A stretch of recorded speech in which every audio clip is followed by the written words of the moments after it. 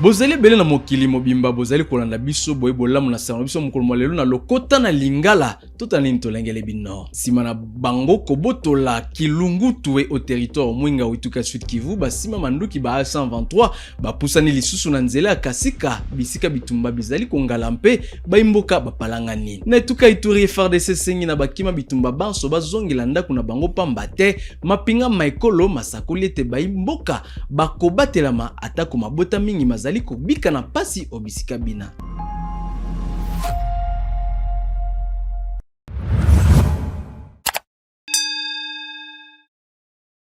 Mbote lisusu na bino banso sima na bango kobotola kilungutu kalama mpe mutingi au territoire mwenga oituka Sud Kivu lelo lisusu mukolo mwa tukumi bale na motoba ya sanza ya zomi na moko basima manduki ba A123 bapusani lisusu na kasika kolanda société civile bitumba bizali kokoba obisika bina mpe baimboka bapalangani pona bobangi bwa bondongoni kati ya mapinga maekolo Burundi na A123. Il y a eu des tirs, vraiment des tirs des armes lourdes au niveau de... À présent, on s'affronte au niveau de Kasika. C'est toujours les M23. Ils sont progressés vraiment à conquérir, à gauche plus de moins, et par après, conquérir et occuper la ville de Kamituga. Et on ne sait pas si, bon, ils vont continuer jusqu'à Kitu. Je ne sais pas leur agenda, mais c'est ça leur mission. Donc, Kasika, c'est le chef-lieu de la sécurité de vie. Kasika Mwenga, c'est au moins 23-27 km. Alors la population s'est déplacée, les 20 se sont déplacés à chef-lieu de Basile, précisément groupement de Balobola, à Tsebanamoche. Les autres prennent la direction vers ici à Mwenga et peut-être à Kamituga.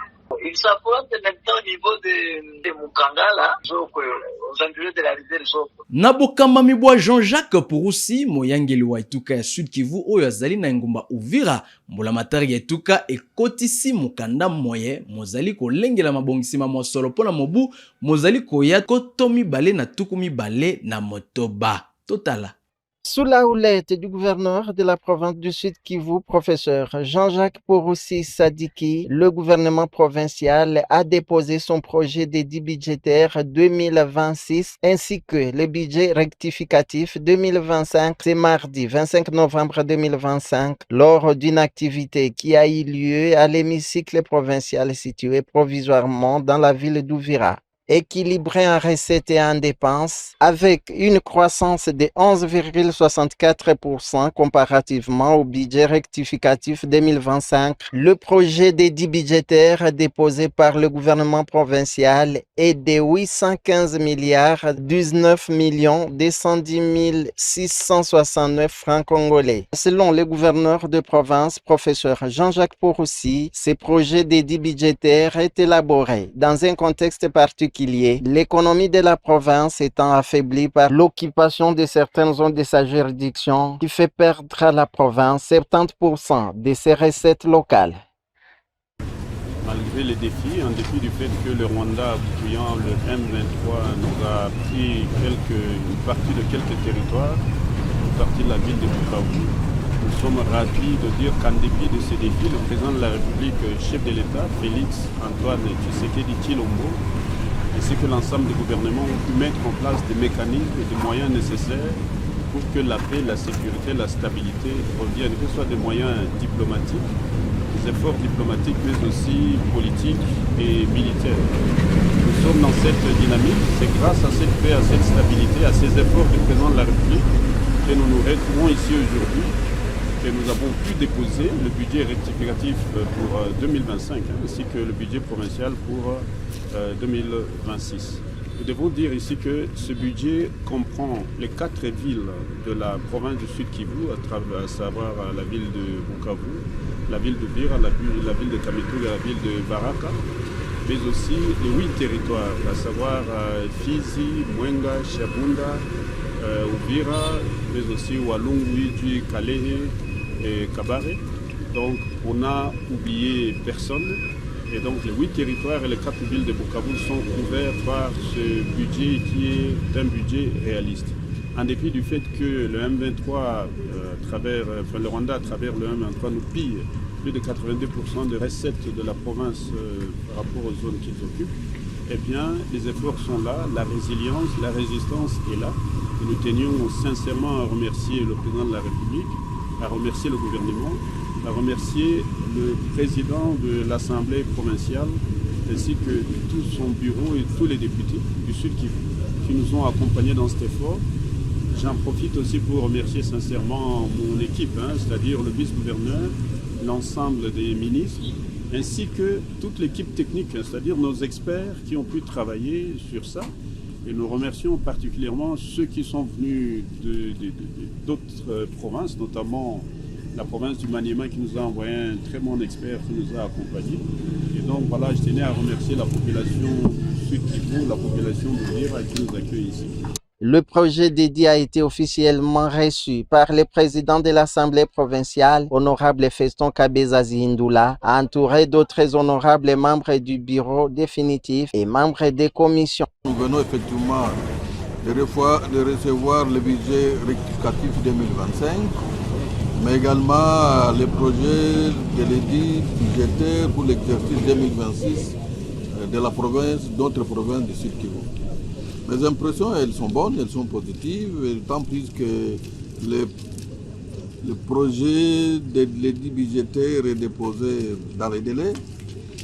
Et nous sommes contents pour ça. Et l'Assemblée va se pencher sur des documents. Et donc, je voudrais dire merci à l'exécutif provincial pour avoir élaboré ce budget et l'avoir déposé dans les délais réglementaires. Je vous remercie. Nengumba Goma, moyangeli wa etuka ya Nord Kivu na bokamba mibwa A123 Bahati Musanga Erasto abandisi misala ya kotonga terase monene eye komema mai mambindo ya mbula kobana na rond-point Rutshuru kino na rond-point BDGL misala miango miko zwa mosolo pene na dola koto kama libwa.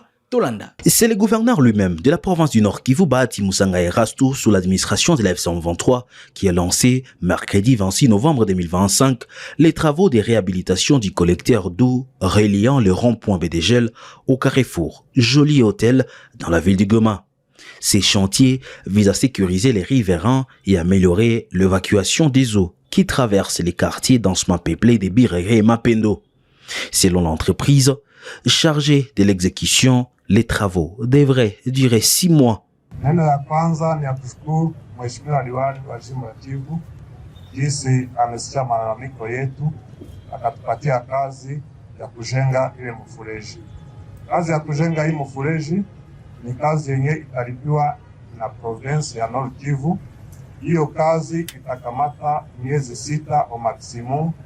Vitu vyote vya kwanza ile kazi aisha tutayarishia, maana yake peke anafungula tutapita tunaanza kazi. Itakuwa kazi ya kukamata hii mai ya kutoka rond-point Birere ya kushuka humu mupekeshe. Tulifanya maplana na madevi za jinsi kazi itafanyika, maana yake tunatachimba hii mfereji, apre kuichimba tunaijenga, apre kuijenga tunaifunika, watu hawatakuwa wanaangukia mwa ile mfereji tena. Tunashukuru pia na tunaomba population ya Goma ishukuru tena mheshimiwa juu kila wakati tunampelekea barua ya development anapitaka na tujilia positivement après kujifunza ina étude technique yake. Le maire intérimaire du Goma, Désiré Ngabo, a salué l'initiative, rappelant que les habitants vivaient depuis longtemps dans un risque permanent le long de ces axes. Bila anafika hapa akuambia shabaha ya liwali kukuja hapa. Kama liwali wetu amefika hapa ni kwani tulikuwa namulilia juu ya tatizo ya mfereji ambayo iko hapa juu. Liwali kwetu ni furaha sana kuona unaleta suluhisho ya ujenzi ya mfereji ambayo ilikuwa imeshatesa population yako ya Goma. Wakaaji wa hapa walikuwa wameteseka sana, watu ambao wanapratike hii route ya excellence usiku na mchana walikuwa wako naanguka ndani ya ile mfereji, lakini wakati tumekuja kukulilia na umeleta suluhisho. Kwa hiyo na alika population yote ya Goma kuweza kumpigia excellence vigelegele. Excellence, tutaendelea kushukuru paske depuis que tuko hapa ndani ya mji wa Goma, non seulement umeweza kuleta amani ndani ya mji wa Goma, population yako inaanza sinzia, watu wanaanza tembea usiku na mchana, na kila mara wakati tunakuletea shida, wakati tunakuletea malalamiko ya population yako excellence, unaweza kuaporter ma solution, na hiyo ni kitu ambacho tunakushukuru sana. Kwa hiyo tunaomba waweze kupigia vigelegele. Haya, mengi tutaachia peut-être parole mtu wa Visionet ndio ataweza kupana mpango ambao itafuata juu ya urgence. Sasa de son côté, le porte-parole du gouverneur de la province du Nord Kivu, Bahati Musanga Erasto, a présenté ces projets comme une nouvelle étape de la gouvernance après la restauration de la sécurité dans la ville. Des travaux de la construction de ces caniveaux qui se trouvent ici maintenant à Birere. Le gouverneur de province, dans le programme du développement de la ville et de la province Nord Kivu, est venu lancer ces travaux. Aujourd'hui, c'était la pose de la première pierre. Et il faut préciser que le financement est à 100% au compte du gouvernement provincial. Donc, pour dire que c'est le gouvernement provincial du Nord Kivu qui finance ces travaux à 100%. Et ça, c'est la politique de l'AFC M23. Ce n'est pas les dons, ce n'est pas non plus l'intervention de la Banque mondiale ou des organisations internationales. C'est l'AFC M23 à travers le gouvernement provincial. Donc, il faut préciser que ce sont les taxes, bien sûr, parce que les taxes ont un caractère de redevabilité ou de rendre compte. Parce que les taxes, quand elles sont perçues, c'est pour développer et c'est pour payer les fonctionnaires. Et voilà que les taxes sont en train de faire maintenant le travail, contrairement au régime passé. Parce que le régime de Félix Tshisekedi, les taxes servaient aux autorités ou aux politiciens. Et ces taxes étaient détournées. Mais aujourd'hui, les taxes sont en train de faire le travail. Les taxes sont en train de construire des routes. Les taxes sont en train de rendre la vie encore meilleure pour la population du Nord Kivu. Et c'est ça la force de l'AFC M23. À l'issue du lancement officiel, l'autorité provinciale a effectué une visite sur les tracés du collecteur, puis a parcouru le centre commercial de Birere jusqu'à la Petite Barrière, échangeant avec les habitants et les commerçants sur les difficultés rencontrées dans la zone. Le gouverneur a appelé la population à coopérer pour faciliter l'avancement des travaux. Après les années de guerre et de souffrances, le vivre ensemble est indispensable pour permettre le développement de la province, a-t-il déclaré. Na etuka ya Ituri, FARDC sengi na bakima bitumba banso bazongela ndako na bango pamba te mapinga maekolo masakolete baimboka bakobatela matako mabota mingi mazali kobika na pasi obisika bina na territoire ya Djugu Irumu mpe Mahagi. Tola na bolai wa sango na muninga na biso Rachid Koudra Wuta Engombabunia. Selon les porte-parole de l'armée, la présence prolongée dans les camps des déplacés devient préoccupante, car certains groupes armés, notamment la Convention pour la Révolution populaire CRP, exploiteraient ces sites comme couverture pour échapper aux opérations militaires. Les maintien des civils dans les camps les expose à des risques. L'armée a désormais une forte présence dans les zones libérées et assure des mesures de sécurité pour accompagner les retours, a-t-il déclaré. L'armée invite donc les familles à regagner leurs terres tout en rassurant sur les dispositifs de protection mis en place pour garantir leur sécurité. Cet appel intervient alors que des milliers de déplacés vivent encore dans des conditions précaires dans les territoires de Djugu, Irumu, Mahagi et Bunia. Le soutien des autorités provinciales et des partenaires humanitaires est essentiel pour faciliter les retours, notamment à travers la réhabilitation des infrastructures de base et la fourniture d'une aide adaptée. Rachid Koudra depuis Bunia pour Kivu Morning Post. Na likita linene lisalemaki na ndaku ya Bantoma na Kinshasa, mokili mibeko Patrick Munyomo atiaki loboko na musala mwako manyola mobeko yoko moye moko zali kolobela mibeko mya balabala tope code de la route mpe mambi masembo tolanda. Honorable Président,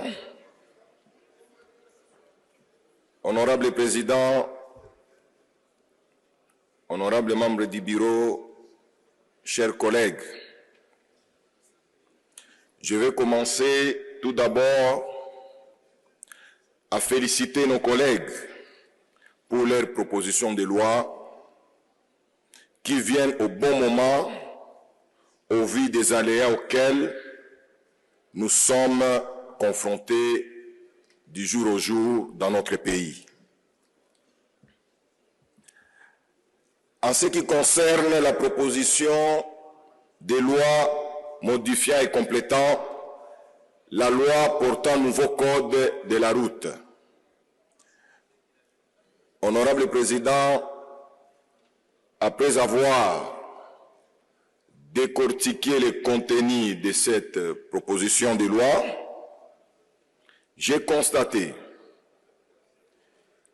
que la régulation de la circulation routière est considérée comme une problématique pour plusieurs causes, notamment l'absence de la signalisation routière dans plusieurs artères, le mauvais état des routes, le manque des arrêts automobiles dans les grandes agglomérations, le mauvais comportement des agents commis à la réglementation de la circulation routière et j'en passe. Honorable Président, cette proposition de loi apporte plusieurs innovations considérables au profit des usagers de la route, comme par exemple l'institutionnalisation de l'enseignement sur la conduite automobile et la sécurité routière. L'application de cette mesure va permettre à chaque Congolais dès le bas âge d'avoir les notions élémentaires de la circulation routière. Na ngumba Kinshasa, mbola matari epesi lifuta na mabota kama moko na sambo mayema pangu mabango mazoma pona balabala enene ezali kobengama rokada. Ingénieur Georges Koshi Gimeya nde akambaki milulu miango. Pour ce deuxième lot qui prévoyait 417 paiements, 105 viennent de toucher leur chèque des mains de la commission interministérielle ce mardi 25 novembre 2025, portant le nombre total des dossiers clôturés à 200 sur les 3442 recensés. Cet aboutissement heureux qui va permettre au projet d'avancer à la faveur de la libération complète des emprises est ici salué par le coordonnateur de la commission qui sollicite l'indulgence des personnes non encore payées. J'ai lu dans les réseaux sociaux que c'était du mensonge et qu'on les remenait en bateau. Vous avez tout suivi. Donc aujourd'hui aussi, en présence des journalistes et en présence bien entendu de toutes les personnes affectées qui sont arrivées aujourd'hui, vous avez la preuve vivante, n'est-ce pas, de l'effectivité du paiement des personnes affectées par les projets. Un des bénéficiaires qui doutait encore de la réalité du processus s'est présenté à la commission pour en vérifier la véracité. Il a changé d'avis et il prêche maintenant pour la chapelle de la commission. Moi j'aime discuter à base de preuves. Et maintenant que je viens de voir ce qui s'est fait ici, j'ai vu comment les gens sont en train d'être régularisés dans ce que nous attendons. Vraiment, je demande à tous ceux qui ne sont pas encore sur la liste de patienter. Point de besoin de dire encore de fausseté là-dessus. Et ce que je vous dis, tenez bon que c'est ça la réalité. J'ai vu, j'ai vécu, et vous verrez dans certaines images qui vont sortir de la salle, je me retrouve là-bas. Notons que la satisfaction ainsi exprimée par les bénéficiaires renforce la confiance dans le processus, tandis que la commission invite les autres à la patience, assurant que chaque dossier sera traité avec rigueur et transparence. Jean-Pierre Liaou, vice-premier ministre, peu ministre en fonction publique, akambaki likita lioko na bakambiba. Banque mondiale baye bazalaki ko kambama na Jean-Pascal Nganou. Tolanda nini balobelaki elongo. Le projet de la politique salariale initié par le gouvernement sous l'impulsion du président de la République, Félix-Antoine Tshisekedi Tshilombo, ainsi que les réformes en cours à la fonction publique, continuent de retenir l'attention des institutions de Bretton Woods. C'est dans ce cadre que le vice-premier ministre, ministre de la fonction publique, Jean-Pierre Liaou, a reçu une délégation de la Banque mondiale, conduite par Jean-Pascal Nganou, chef de mission en République démocratique du Congo. Cette visite visait à s'enquérir de l'évolution des mesures inscrites dans le nouveau cadre juridique de la fonction publique. Nous sommes là dans le cadre des missions de l'appui budgétaire de la Banque mondiale avec le gouvernement. Et dans le cadre de cet appui budgétaire, il y a des mesures très fortes et ambitieuses du gouvernement que la Banque mondiale accompagne à travers cet instrument. C'est notamment les mesures du recrutement compétitif des fonctionnaires dans le régime général, mais aussi dans le régime sectoriel, mais aussi la question de la nouvelle politique salariale.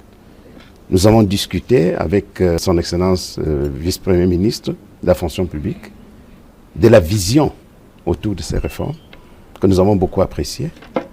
Et nous sommes heureux de constater qu'il y a beaucoup de progrès. Déjà, il y a une nouvelle politique salariale, un projet qui a été préparé.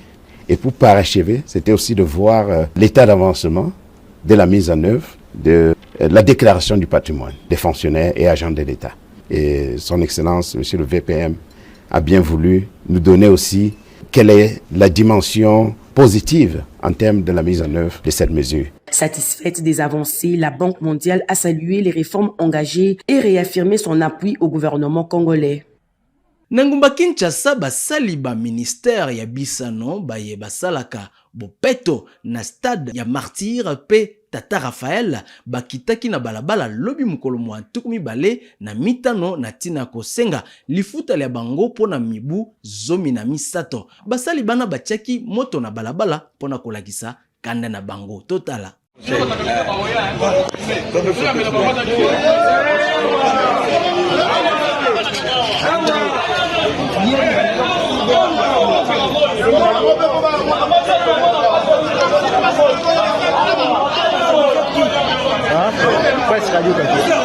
Radio Kapi.